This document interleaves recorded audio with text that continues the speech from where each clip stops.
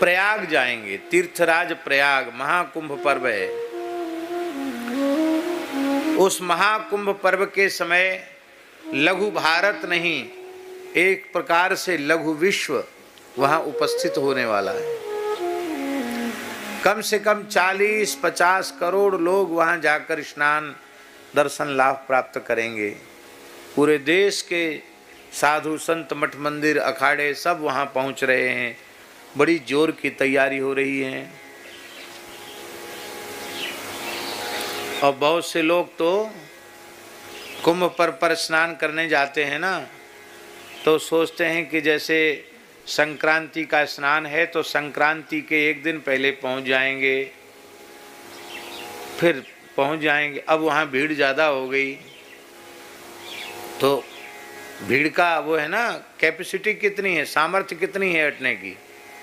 तो हमारे सामने ऐसी घटनाएं भी घटी हैं कि ज़्यादा भीड़ हो गई तो जो लोग स्टेशन में पहुंच गए जंक्शन पर, उनको पुलिस ने वहीं घेर लिया, वहीं जंक्शन पर ही कहा यहीं खाओ पियो यहीं रहो। और फिर वापसी उनकी टिकट थी, ध्यान से सुने, तो वहीं जंक्शन पे रहे आए, वहीं खाए पिए, वापसी टिकट थी, फिर बैठ के, और स्पेशल ट्रेनें चल जाती हैं, बैठो बैठो जाओ जाओ भीड़ कम करना है, चले चले गए। ऐसा भी होता कि गए और वहां तक गए और नहाए भी नहीं, दर्शन भी नहीं किए। और बहुत से लोग ऐसे होते जो जाते हैं, अब उनको इतने किलोमीटर दूर तो पार्किंग बनाई है टैक्सियों की, बीच में कुछ वाहन मिलना नहीं है, पैदल पैदल आदमी कितना चलेगा। अरे भैया हम तो कहीं नहीं जाएंगे, हो गया हमारा कुंभ। हम ये बात इसलिए कह रहे हैं कि एक तो इसलिए कह रहे हैं कि मुख्य तिथि पर जाओ तो उसके 2 दिन पहले पहुंच जाओ। और अब तो बड़ी व्यवस्थाएं, सब कुछ संभव है, लेकिन हम जो बात कह रहे हैं, मान लो आप व्यवस्था पूर्वक पहुंच भी जाओ तो जाने का समय, आने का समय, कुछ न कुछ रहने का, तो 2-3-4 दिन का समय तो आपका लगेगा कि नहीं लगेगा।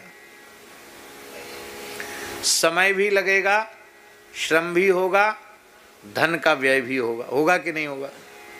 यहाँ पंखा चला रहे हो, वहाँ कंबल रजाई से भी हु करना पड़ेगा, वहाँ इतनी ठंड है वहाँ।